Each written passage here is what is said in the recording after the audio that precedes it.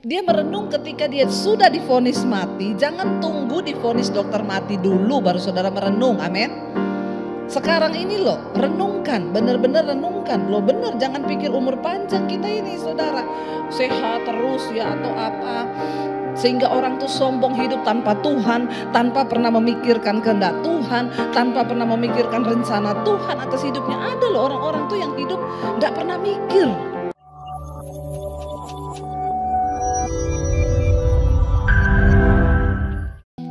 Di sisa hidup yang kami punya ini Bapa, bahkan kami tidak tahu berapa lama lagi Tuhan izinkan kami ada di dunia. Satu hal yang kami rindu, kami mau hidup bagi kepentingan Tuhan. Kami mau hidup bagi kehendak Tuhan, bukan bagi diri kami sendiri. Karena sudah terlalu banyak waktu yang kami pakai untuk hidup bagi keinginan kami. Saatnya kami mau belajar hidup bagi keinginan Tuhan. Sekalipun tidak enak Tuhan, namun kami mau belajar. Terima kasih Bapa, sampaikan isi hatimu, urapi hamba-Mu yang tidak ada apa-apanya Tuhan. Berbicara bagi kami. Dalam nama Yesus yang percaya Tuhan di tengah kita, memberkati kita. Mari katakan bersama. Amin, amin, amin. Silakan duduk Bapak Ibu, Shalom. Iya, hari-hari ini ya benar lagu ini berkata bahwa biar kerinduan hati kita tuh hanya pengen mengenal Tuhan, mengenal rencana Tuhan di hidup kita. Seringkali kita nyanyi pinter saudara ya, tapi apakah pujian itu sungguh keluar dari hati kita kepada Tuhan? Atau kita cuma sekedar nyanyi? Ya, makanya kalau nyanyi di gereja tuh hati-hati loh. Ya, tadi pujiannya juga berkata senada dengan surga. Benar nggak hidup kita ini senada dengan surga? Ya, atau kita cuma kadang-kadang kita nggak mikir. Tadi saya nyanyi lagu itu senada dengan surga. Nggak gampang loh senada dengan surga. Nggak segampang saudara nyanyi loh. Apakah hidup kita benar-benar senada dengan surga? Senada dengan kepentingan Tuhan? Atau kita hidup hanya bagi diri kita sendiri? Saya banyak merenung hari-hari ini saudara, kenapa? Saya melihat banyak orang-orang yang tiba-tiba di Instagram sehat-sehat, tahu-tahu dipanggil Tuhan. Saya tuh banyak merenung hari-hari ini. Maksudnya hidup ini tuh, dan ketika kita menghadap Tuhan, jangan pernah bawa tangan hampa loh di hadapan Tuhan saudara. Tuhan gak tanya, hartamu berapa? Anakku sini. Depositmu berapa? Selama ini kamu kerja siang malam. Ya, mobilmu mereknya apa? Rumahmu berapa lantai? Tasmu merek apa yang kamu pakai di dunia? No, tidak. Tapi Tuhan akan tanya apa yang kamu bawa di tanganmu. Saudara, sudahkah engkau hidup bagi kepentingan Tuhan, bagi kehendak Tuhan? Ya, kita melakukan kepentingan dan kehendak Tuhan itu nggak harus kita sekolah Alkitab dulu atau jadi pendeta dulu. No. Uang yang kau pakai buat beli tas ratusan juta itu bisa kau buat melakukan kehendak Tuhan loh. Benar nggak? Lakukan pekerjaan Tuhan. Apa kek? Menabur dalam kekekalan saudara. Jadi jangan bilang kita nggak ada apa-apa yang nggak bisa kita lakukan. Saya pengen kita hari ini baca saudara, dari Raja Hizkia kita belajar. Ketika pada waktu itu Hizkia jatuh sakit. Lalu dia dinyatakan akan mati dan tidak akan sembuh lagi. Di dalam ratapannya, mari kita buka Yesaya 38 ayat yang ke-9 saudara. Hizkia itu menulis sebuah karangan atau perenungan yang dia renungkan ketika Tuhan berkata dia akan mati. Yesaya 38 ayat 9 ditulis di sana, karangan Hizkia, Raja Yehuda sesudah ia sakit dan sembuh dari penyakitnya. Ayat 10, aku ini berkata dalam pertengahan umurku, aku harus pergi ke pintu gerbang dunia orang mati. Aku dipanggil untuk selebihnya dari hidupku. Aku berkata, Aku tidak akan lagi melihat Tuhan di negeri orang-orang yang hidup. Aku tidak akan melihat seorang pun lagi di antara penduduk dunia. Ternyata saudara, memang pergumulan jiwa yang terbesar itu ketika orang itu diperhadapkan dengan kematian. Tapi sayangnya banyak orang itu tidak pernah merenung akan hal ini. Karena dia merasa dia sehat-sehat aja. Ya, kiamat kecil bagi kita itu adalah kematian, saudara. Ya, jangan menunggu nanti kiamat besar akan datang loh. Kiamat kecil itu mati loh. Ya, mati. Jadi Hizkia dia merenung ketika dia sudah divonis mati. Jangan tunggu divonis dokter mati dulu baru saudara merenung. Amin. Sekarang ini loh, renungkan, benar-benar renungkan. Loh benar, jangan pikir umur panjang kita ini saudara. Sehat terus ya atau apa.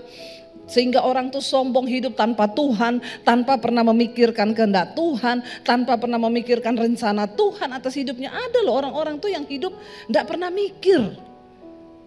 Tapi saya percaya sini semuanya mikir, amin. Ya, apa yang saya lakukan bagi kehendak Tuhan? Hizkia merenung, dia bilang selebihnya Tuhan akan ya mengambil aku dan aku akan pergi ke pintu gerbang dunia orang mati dan aku akan dipanggil untuk selebihnya dari hidupku. Tapi satu hal yang dia renungkan gini, aku tidak akan melihat Tuhan lagi di negeri orang-orang yang hidup. Ya, itu yang menjadi pergumulan bagi Hizkia saudara ketika dia divonis akan mati. Aku tidak lagi melihat seorang pun di antara penduduk dunia. 12, pondok kediamanku dibongkar dan dibuka seperti kemah gembala, seperti tukang tenun menggulung tenunannya. Aku mengakhiri hidupku. Tuhan memutuskan nyawaku dari benang hidup. Dari siang sampai malam engkau membiarkan aku begitu saja. Aku berteriak minta tolong ya sampai pagi. Bayangkan saudara ya. Dikatakan seperti singa demikianlah Tuhan menghancurkan segala tulang-tulangku. Dari siang sampai malam engkau membiarkan aku begitu saja. Seperti burung layang-layang demikianlah aku menciap-ciap, suaraku redup seperti suara merpati. Mataku habis menengadah ke atas. Ya Tuhan, pemerasan terjadi kepadaku, jadilah jaminan bagiku. Ayat 15 saudara. Apakah yang akan kukatakan dan kuucapkan kepada Tuhan? Bukankah Dia yang telah melakukannya? Aku sama sekali tidak dapat tidur karena pahit pedihnya perasaanku. Tidak ada yang lebih pahit dan pedih bagi seseorang ketika saudara dia itu sedang dikatakan akan ya mati. Saudara, kalau hari ini Tuhan bilang sama kita, minggu depan engkau akan mati. Berapa banyak yang siap? Ayo, jangan senyum-senyum. Anggaplah ini benar ya. Kalau Tuhan tanya loh, ya saya tuh kemarin juga dapat berita duka. Ada yang bilang, Bu Debi, ingat nggak bapak ini? Yang kemarin di persekutuan doa, yang ibu tanya, kalau Tuhan beri kesempatan hidup saudara. Kalau disuruh Tuhan berdoa, saudara apa yang akan saudara doakan? Bapak itu angkat tangan saudara. Ya, dia bilang, saya Bu, saya akan meminta nomor 1 sama Tuhan, saya pengen hidup 100 tahun lagi. Terus saya tanya sama dia, Bapak kenapa mau hidup 100 tahun? Buat apa hidup 100 tahun Pak? Ya enggak, pengen aja hidup 100 tahun. Saya jawab, ya itu kan kemauan Bapak, kalau kehendak Tuhan lain. Berapa minggu kemudian saya di WA, Bu ingat gak bapak ini? Iya, dipanggil Tuhan Bu, meninggal. Saya syok saudara. Waduh, itu kan waktu itu ibu sempat nanya ya sama dia. Jadi kalau saya bertanya begini ya mungkin ada yang benar juga. Saya gak menakut-nakuti saudara. Tolong renungkan ya, renungkan loh. Karena hidup ini gak ada yang tahu, benar gak ada yang tahu. Kalau Tuhan bilang minggu depan kita akan dipanggil, loh berapa banyak yang sudah siap? Berapa banyak yang belum siap? Apa yang akan kita katakan di hadapan Tuhan? Ya, Hizkia bilang, aku tertekan, pahit, pedih perasaanku, aku sama sekali tidak bisa tidur. Hizkia loh ini, sekelas Hizkia loh, waktu dibilang dia mau mati. Pahit, pedih perasaannya dan dia tidak bisa tidur. Saya yakin juga kalau Tuhan bilang begitu, saudara pasti semua tidak bisa tidur toh. Halo, benar nggak? Ya, dia bilang begini ayat 16, ya Tuhan, karena inilah hatiku mengharapkan Engkau. Tenangkanlah rohku, buatlah aku sehat, buatlah aku sembuh. Hanya Tuhan yang bisa menenangkan roh. Setelah roh itu tenang, maka jiwa juga ikut tenang dan tubuh juga akan tidur. Ya. Sesungguhnya ayat 17 dia bilang begini, sesungguhnya penderitaan yang pahit menjadi keselamatan bagiku. Engkau yang mencegah jiwaku dari lubang kebinasaan, sebab Engkau telah melemparkan segala dosaku jauh dari hadapan. Saudara, yang terpenting adalah apa dalam hidup ini? Minta Tuhan lempar semua dosa kita itu jauh-jauh. Hidup dalam pertobatan. Waktu kita hidup dalam pertobatan, itu yang menjadi jaminan. Makanya Hizkia berkata, sesungguhnya penderitaan yang pahit menjadi keselamatan bagiku. Jadi jangan nggak suka sama yang pahit-pahit, amin. Tadi malam kita makan sayur paria. Saya tawarkan semua nggak mau. Ini enak loh Bu, pahit makan loh. Enggak, pahit-pahit. Saya bilang yang pahit itu adalah mendatangkan keselamatan. Amin. Loh, sayur paria itu yang pahit baik saudara. Saudara cuma suka yang manis-manis, makanya jadi diabetes. Tapi kalau makan yang pahit-pahit itu, ya itu bagus bagi hidup kita. Ketika kita diizinkan mengalami yang pahit, saudara jangan langsung cepat-cepat ditengking dalam nama Yesus. Karena persoalan tantangan hidup, semua yang pahit Tuhan izinkan terjadi di hidup kita. Agar kita ini banyak merenung, amin. Ya, merenung. Waktu Hizkia dibilang engkau mati, dia baru tersadar, baru dia merenungkan hidupnya. Ya, dan akhirnya saudara kita lihat Tuhan menjawab doanya. Kenapa Hizkia itu doanya dijawab oleh Tuhan, saudara? Kita lihat ayat yang di atasnya, ya. Ini kisah ketika Hizkia sakit dan disembuhkan. Kita lihat Yesaya 38 ayat yang pertama. Pada hari-hari itu Hizkia jatuh sakit dan hampir mati. Lalu datanglah Nabi Yesaya bin Amos dan berkata kepadanya, beginilah firman Tuhan, sampaikanlah pesan terakhirmu kepada keluargamu, sebab engkau akan mati, tidak akan sembuh lagi. Saya juga mau bilang sama kita hamba-hamba Tuhan, kalau doakan orang, jangan dikasih PHP terus. Kita ini jadi pendeta jangan PHP, pemberi harapan palsu. Kita sudah tahu ini orang mau dipanggil Tuhan. Tapi kita ngomong, ibu pasti sembuh. Bapak pasti sembuh. Berdosa loh kau, benar. Saya waktu doakan Kiki Fatmala, saya sudah lihat. Saya enggak bilang, percaya ya, pasti kau sembuh. Enggak, saya bilang apa? Hidup adalah Kristus, mati adalah keuntungan. Loh benar. Karena bagi sebagian orang ketika mereka mau mati itu pergumulan jiwa yang tidak gampang saudara. Disitulah kita kasih kekuatan. Bu, Pak percaya walaupun kita mati ada kehidupan kekal di dalam Tuhan. Amin. Jangan PHP-in orang. Itu yang bikin banyak orang kepahitan sama Tuhan. Kenapa saudara? Orang tuh waktu mau mati dia lagi pergumulan jiwa loh. Banyak orang akhirnya kepahitan di akhir hidupnya. Dia menolak Tuhan karena dia bilang, kenapa Tuhan kesembuhkan saya? Saya bilang kesembuhan itu bukan hanya secara tubuh, tapi yang terpenting kesembuhan jiwa. Amin. Karena yang naik ke atas itu bukan tubuh, tapi jiwa.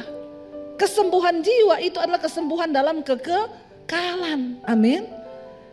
Ini Nabi Yesaya ini mirip saya saudara. Kebalik ya, saya yang mirip dia ya. Dia datang loh sama raja loh. Dia nggak ngomong gini, raja tenang raja. Tuhan kita dahsyat. Apalagi kalau mau ketemu raja ini, amplopnya tebel saudara. Jadi harus kasih tahu yang manis-manis toh. Tapi dia enggak. Dia ketemu raja langsung dia ngomong, sampaikan pesan terakhirmu kepada keluargamu. Kau akan mati, tidak akan sembuh. Ya, kira-kira kalau ada nabi Tuhan datang sama raja begitu, dihukum enggak saudara? Ya, Yesaya datang dengan semua resiko. Tapi dikatakan di sana, lalu Hizkia memalingkan mukanya ke arah dinding dan ia berdoa kepada Tuhan. Saat itu juga langsung dia memalingkan mukanya di tembok saudara. Tembok ratapan itu bisa ada di mana saja. Dapurmu bisa jadi tembok ratapanmu, amin. Ibu-ibu, kamar mandi pun bisa jadi tembok ratapan kau menangis kepada Tuhan. Nggak usah pergi ke Israel, nangis di sana kejauhan. Ya, di rumah saja di kamar pun bisa jadi tembok ratapan. Ketika engkau dengan hati yang hancur, ya bukan nanti di Israel sana, nggak usah pergi berdoa jauh-jauh di tembok ratapan sana, di kamar saja. Sebab Tuhan nggak hadir hanya di Israel, Tuhan hadir dimanapun engkau mencari Dia. Hatimu hancur bagi Dia. Saya orang yang paling nggak terima kalau titipan doa ke tembok ratapan. Jangan titip sama saya tolak. Kalau titip amplop saya terima. Saya mau ajarin jemaat yang benar supaya kau nggak tersesat. Dipikir setelah kita ke Israel dititipi doa, digulung-gulung ke sana, terus Tuhan dengar doamu waktu diselipin di tembok ratapan. Hello, kalau kau tidak bertobat, biar mau kau bawa 1000 tuh formulir doa, nggak ada yang naik sampai ke sorga. Ya, makanya kalau saya mau ke Israel jangan titip formulir doa, titip amplop saja, amin. Bertobat ini orang Kristen ya. Tembok ratapan yang terbaik itu di mana? Di rumahmu, di kamarmu, bisa di dapur, bisa di kamar mandi waktu engkau berdoa hancur hatimu. Di situ Tuhan mendengarkan doamu saudara. Lalu Hizkia langsung dia berbalik ke tembok. Apa yang membuat Tuhan menjawab doa Hizkia sehingga dia sembuh?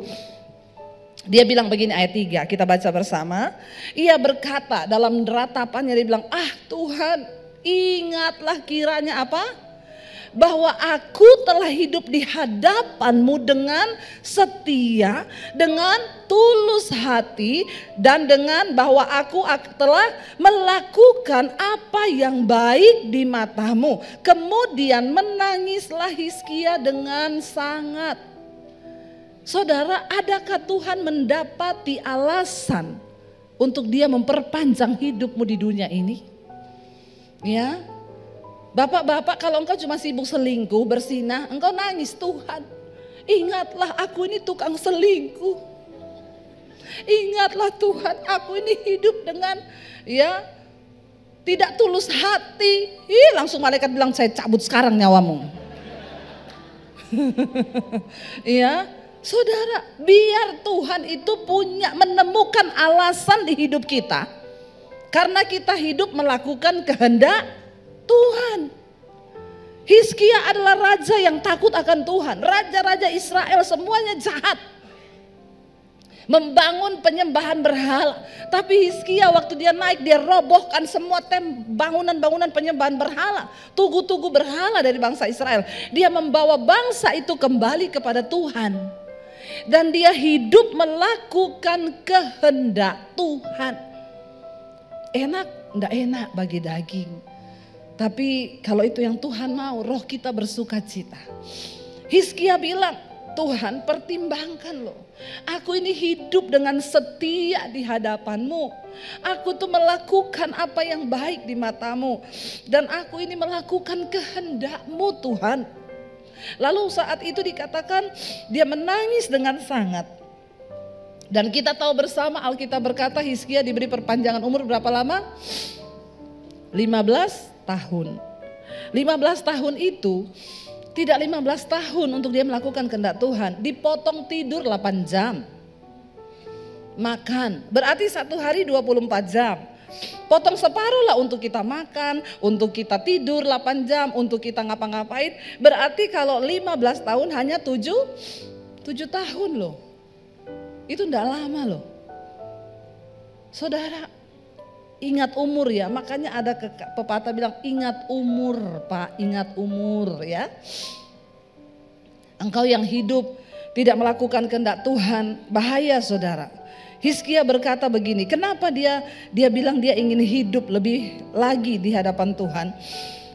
Kita lanjut tadi ayat yang ke-17, ayat 18 ya. Dia bilang begini saudara, ayat 18 Hizkia berkata begini. Sebab di dunia orang mati ya, sebab dunia orang mati tidak dapat mengucap syukur kepadamu Tuhan. Kalau saudara masih hidup, banyak-banyaklah mengucap syukur. Nggak usah banyak bersungut-sungut. Karena kalau kau sudah mati, kau sudah nggak bisa mengucap syukur lagi sama Tuhan. Amin. Apapun persoalan hidup kita, apapun masalah yang kita hadapi, banyak-banyak bersyukur. Karena kalau udah mati tidak bisa lagi orang mati bersyukur sama Tuhan. Waktunya kita bersyukur itu kapan? Sekarang. Saat kita diberi hidup. Tidak usah banyak mengeluh, makanya saya suka kalau orang datang, Bu, hidup saya ini berat Bu, begini. Jadi mau hidup atau mati? Tak doakan sekarang. Kalau udah gak sanggup hidup lagi, didoakan biar mati ya Tuhan, cabut sekarang nyawanya. Jangan Bu, saya masih pengen hidup, bersyukur. Amin. Jangan banyak mengeluh. Mengucap syukur karena itu yang dikehendaki Tuhan atas hidup kita. Nggak usah banyak mengeluh, apa-apa mengeluh gini-gini, mengeluh. Ya, bersyukur saudara. Belajar bersyukur sebab Hizkia berkata di dunia orang mati kita sudah nggak bisa lagi bersyukur. Ya, dan mau tidak dapat memuji-muji engkau. Yang kedua saudara, orang mati sudah nggak bisa memuji Tuhan. Makanya selama diberi kesempatan hidup, banyak-banyaklah memuji Tuhan, nyanyi, bersuka cita. Ya, jangan marah-marah bapak-bapak stres. Ya, kalau kau sudah kebanyakan stres, udah mau dicabut Tuhan nyawamu itu. Karena Tuhan bilang mending mati saja dia ini. Karena di dunia orang mati sudah tidak ada lagi orang mau stres, mau apa sudah mati sudah. Jadi kalau hari ini diberi hidup, banyak bersyukur, amin. Banyak memuji Tuhan, amin. Ya, waktu sakit, waktu apa nyanyi aja, hati yang gembira adalah obat, amin. Nggak usah ratapi hidupmu, ya. Ketika apapun Tuhan izinkan terjadi, yang pahit bilang Tuhan yang pahit itu baik bagi kesehatan jiwaku supaya aku selamat, ya. Dia bilang di sana orang-orang yang turun ke liang kubur tidak menanti-nanti akan kesetiaanmu. Di dunia orang mati kita sudah nggak bisa melihat kesetiaan Tuhan. Kita nggak bisa lagi bersaksi bagi kebesaran nama Tuhan. Justru waktu kita hidup, ya kita bisa bersaksi tentang kesetiaan Tuhan dalam hidup kita. Makanya hidup ini harus sungguh-sungguh dengan Tuhan. Ayat yang ke-19, tetapi hanyalah orang yang hidup, dialah yang mengucap syukur kepadamu. Lihat kanan kirimu bilang masih hidup toh? Bersyukur. Ya, bilang, kau masih hidup kan? Bersyukurlah kau, ya. Ternyata tanda bahwa kita masih hidup ini, kita ini masih bersyukur. Amin. Ya, jangan banyak bersungut-sungut. Kalau masih ada napas, bersyukur. Saya kemarin saudara lagi pelayanan di Surabaya, ada ibu-ibu datang, dia masuk ke ruang, ada pengerja gereja bilang, Bu, di luar ada satu jemaat mau ketemu ibu, boleh enggak? Dia datang khusus dari Balikpapan loh, karena ibu khotbah hari ini. Oh iya, dia katanya pengen banget ketemu ibu, ada yang dia mau sampaikan, pesan dari suaminya. Suaminya sudah meninggal 2 bulan yang lalu. Oh ya suruh masuk. Ibu itu masuk, begitu ketemu saya dia peluk saya saudara, dia nangis saudara. Terima kasih Ibu Debbie, terima kasih Ibu, saya bersyukur sama Tuhan saya bisa ketemu Ibu. Iya, kenapa? Ibu cerita dulu, duduk dulu ya, cerita ya, baru nangis nanti ya. Karena saya tidak ngerti ibu ini nangis siapa, duduk dulu. Oh dia cerita, Bu saya itu menikah dengan suami saya. Suami saya ini orang jahat, dia pendosa. Ibu kenapa bilang suami ibu pendosa? 29 tahun saya menikah dengan dia, Bu. Pertama dosanya ya, pemain judi suami saya. Judinya itu bukan puluhan juta, ratusan juta, Bu, miliar, Bu. Sampai yang terakhir rumah digadaikan, dia main judi sampai 5 miliar. Dan karena semua barang sudah digadaikan, saya nggak dikasih duit sebagai istri, saya hidupin anak-anak, saya utang. Dari uang utang saya kasih makan anak-anak. Yang kedua, Bu, bukan hanya judi, suami saya pemakai narkoba. Jadi saya lihat di tempat tidur dia mabok lagi pakai narkoba, Bu, sebagai istri. Udah ndak ada uang, saya utang buat makan, dia pakai narkoba, suntik, mabok di kamar. Yang ketiga, Bu, kenapa saya bilang dia pendosa? Satu kali saya lihat di Instagram ada perempuan foto sama suami saya sama pegang 2 anak. Dia tulis selamat ulang tahun suamiku. Saya lihat begitu. Saya tunggu dia pulang, Bu. Waktu dia pulang saya bilang, "Pak, ini kamu kan? Kamu udah menikah lagi, udah punya anak 2 kecil-kecil." Saya pikir waktu saya bilang begitu dia nangis minta maaf. Enggak, Bu, saya dipukulin, saya dihajar. Saya jatuh di bawah, saya diinjak sampai jari kaki saya 1 putus. Dan saya bersimbah darah, pendarahan di lantai. Waktu dia lihat saya begitu, Bu, dia injak saya, dia bilang, "Mati kau sekalian." Saya bilang, "Oh memang kalau itu bukan pendosa lagi, bajingan tuh suami ibu." Jengkel saya mendengarnya, ada manusia begitu, bukan manusia itu. Saya bilang, "Hah? Iya, Bu, iya, Bu." Dan 29 tahun saya menghadapi suami yang demikian. Setiap hari yang menguatkan, saya temukan khotbah ibu 2019. Setelah pandemi itu saya terus dengerin khotbah-khotbah ibu. Setiap malam ada dia, saya puter khotbah ibu. Walaupun dia enggak seneng. Tapi satu saat, Bu, saya terus berdoakan bagi suami saya. Seperti yang selalu ibu bilang, doakan suamimu. Itulah kehendak Tuhan.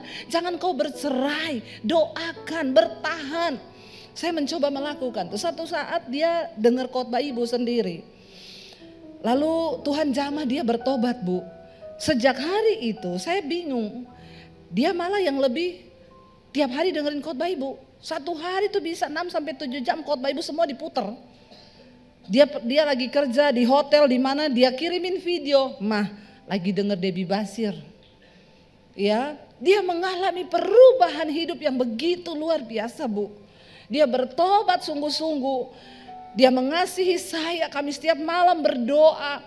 Dia dipulihkan Tuhan, dia tinggalkan semua dosa.